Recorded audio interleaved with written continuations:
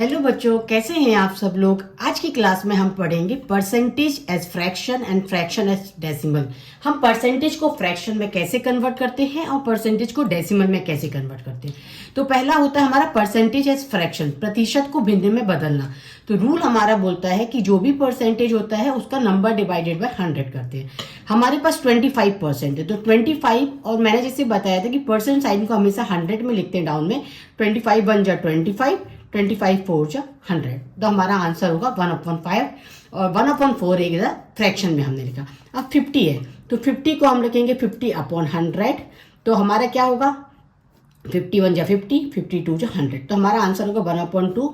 और ये एक फ्रैक्शन में होता है 1/2, जिसमें एक न्यूमरेटर और एक डिनोमिनेटर होता है। ऐसे ही आता है हमारा 85/100। अब इसको हम 5 के टेबल से करेंगे। 5 1 जा 5, 5 7 जा 35, 5 2 जा 10, 0, 17/20, ये हमारा हो जाएगा फ्रैक्शन में।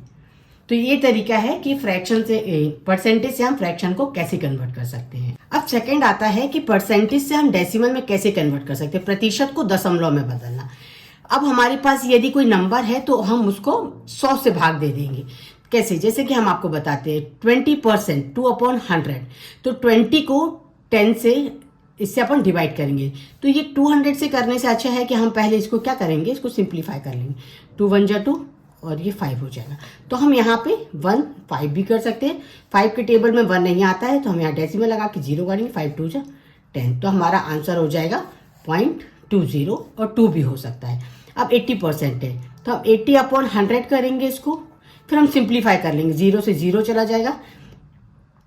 2 4 जा 8, 2 5 जा 10, 4 और 5, हम 4 को 5 से डिवाइड करेंगे तो हम डेसिमल लगाकर यहाँ 0 करेंगे। 5 8 जा 40, तो हमारा डेसिमल में क्या आंसर आएगा 0.8। 65 को हम करेंगे 65/100। अब हम इसको पहले सिंप्लीफाई कर लेंगे। 5 1 जा 5, 5 3 जा 15, 5 2 जा 10, 0।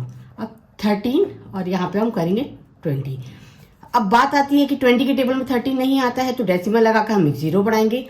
अब 26 जा होता है 120, तो हम इसमें करेंगे, हमारा 10 बचेगा।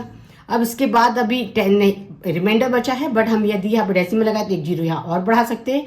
तो 25 जा 100, तो हमारा हो जाएगा 0.65 is the decimal number.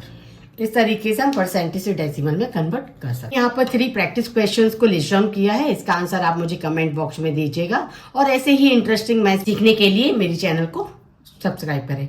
Thanks for watching.